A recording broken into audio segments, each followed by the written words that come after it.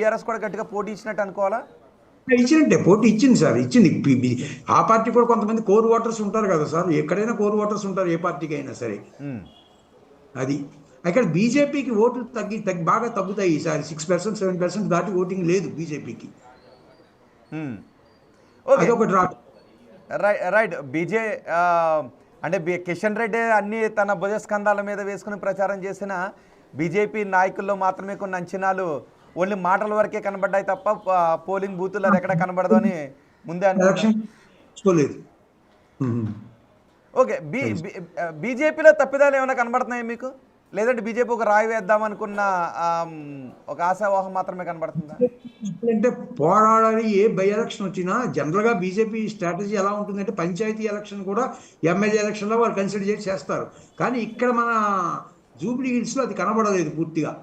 తర్వాత ఏంటంటే బీజేపీ పార్టీలో కూడా ఎప్పుడైతే కిషన్ రెడ్డి గారు వచ్చారో బీజేపీ యొక్క స్ట్రెంగ్త్ అనేది ఆ తెలంగాణలో తగ్గడం మొదలైంది.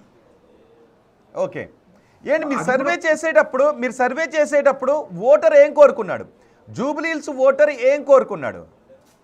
ఓటర్ కోరుకున్నది ఒకటే సార్, మాకు కావాల్సింది డెవలప్మెంట్. రూలింగ్ గవర్నమెంట్ ఉంటే ఇంకా 3 years సర్వీ ఉంది, ఈ 3 yearsలో కొన్ని పనులు చేస్తారు మనం అని ఒకటి. రెండు ఏంటంటే క్యాండిడేట్ అందుబాటులో ఉంటాడు, యువకుడు. ఈ 2 ఫ్యాక్టర్స్ బాగా పనిచేసేసారు ఇన్కంబెంట్ గవర్నమెంట్ అనేది.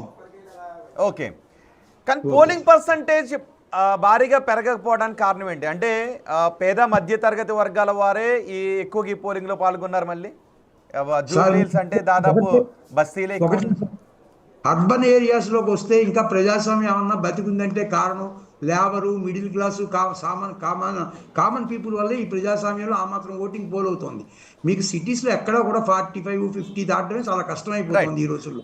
మూర్తి గారు, ఒక్కసారి మీరు అందుబాటులోనే ఉండండి. మరో 2 సర్వే ఫలితాలు కూడా వచ్చాయి. ఆ 2 సర్వే ఫలితాలను నేను మీకు ఇప్పుడు చెప్పబోతున్నాను. దాదాపు వస్తున్న ఫలితాలన్నీ కాంగ్రెస్కి అవకాశాన్ని ఇస్తున్నాయి. స్మార్ట్ పోల్ కాంగ్రెస్కి 48.2% ఇస్తూ ఉంటే బీఆర్ఎస్కి చాలా తక్కువ పర్సెంటేజ్ 41.8% ఇస్తుంది. పబ్లిక్ పల్స్ బీఆర్ఎస్కి 41.8% ఇస్తూ ఉంటే కాంగ్రెస్కి 48% ఇస్తున్న పరిస్థితి కనిపిస్తుంది. చాణక్య స్ట్రాటజీస్ మీరు చూస్తున్నారు. చాణక్య స్ట్రాటజీస్లో మీరు బీఆర్ఎస్కి 43.18% ఇస్తే కాంగ్రెస్కి 48.31% చాణక్య స్ట్రాటజీస్ ఇస్తుంది. ఇక్కడ కాంగ్రెసే ఈ ఉప ఎన్నికల్లో విజయాన్ని సాధిస్తుందని చెప్తుంది. ఇక హెచ్ఎంఆర్ స్ట్రాటజీని కూడా మీరు చూస్తున్నారు. హెచ్ఎంఆర్ కూడా కాంగ్రెస్కే అవకాశం ఉంది, గెలిచే అవకాశం ఉందని చెప్తుంది. చాణక్య స్ట్రాటజీస్లో 43% బీఆర్ఎస్కి ఇస్తే కాంగ్రెస్కి 46% ఇస్తున్నారు. అంటే 3% వ్యత్యాసాన్ని ఇస్తున్నారు. చాణక్య స్ట్రాటజీస్ ప్రకారం బీఆర్ఎస్ కాంగ్రెస్ మధ్య 3% వ్యత్యాసం ఉంది. 3% ఓట్ల తేడాతో బీఆర్ఎస్ ఓడిపోబోతోందని చెబుతున్నారు. చాణక్య స్ట్రాటజీస్ పోల్ని మీరు బిగ్ టీవీ స్క్రీన్ పైన చూస్తున్నారు. అలాగే మరో సంస్థ ఫలితాలను కూడా నేను మీకు వివరించబోతున్నాను.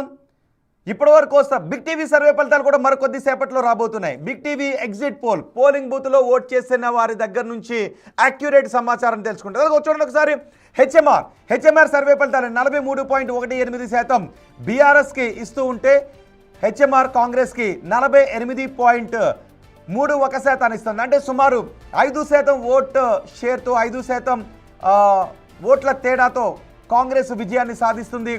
నవీన్ యాదవ్ అసెంబ్లీలోకి అడుగు పెట్టబోతున్నారు అని చెప్తున్నారు.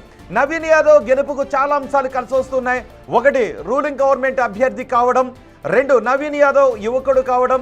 3, నవీన్ యాదవ్ గత 2 సార్లు 2014లోను 2018లో కూడా ఆయన ఓడిపోవడం. 2023లో ఆయన పోటీ చేయలేదు, కాంగ్రెస్ కోసం ఆయన ప్రయత్నం చేశారు, ప్రచారం చేశారు. 2023లో ఆయన ఎన్నికల్లో పోటీ చేయలేదు. సో గత 2 సార్లు కూడా ఓటమి పాలవడం. గత 2 ఎన్నికల్లోనూ ఇదే నియోజకవర్గ ప్రజలు నవీన్ యాదవ్ను ఓడించడం, ఇవన్నీ కూడా నవీన్ యాదవ్ కలిసి వచ్చాయి. ఇంటింటికి వెళ్ళి ప్రచారం నిర్వహించడం, ఇంటింటికి వెళ్ళి హామీలు ఇవ్వడం, ఇక్కడ స్లమ్ ఏరియాల్లో ఉన్నటువంటి వాళ్ళకి కొన్ని ఎక్కువ హామీలు ఇవ్వడం, ఇవన్నీ కూడా నవీన్ యాదవ్ కలిసి వచ్చాయి.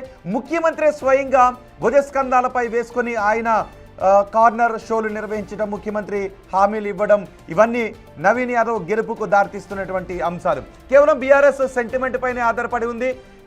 రూలింగ్ గవర్నమెంట్ని, రేవంత్ రెడ్డిని తిట్టడానికి మాత్రమే పరిమితమైంది. ఇవన్నీ ప్రజల్లో గవర్నమెంట్పై వ్యతిరేకతను పెంచలేకపోయాయి, బీఆర్ఎస్ వైపు సానుకూలతను తీసుకుని రాలేకపోయాయని అభిప్రాయపడుతున్నారు. అదిగో చూడండి ఒకసారి రేస్ 41-46 బీఆర్ఎస్కు 41, కాంగ్రెస్కు 46% ఇస్తుంది రేస్ సంస్థ ఇస్తున్నటువంటి ఫలితాలు. ఇక స్మార్ట్ పోల్ బీఆర్ఎస్కు 42.1,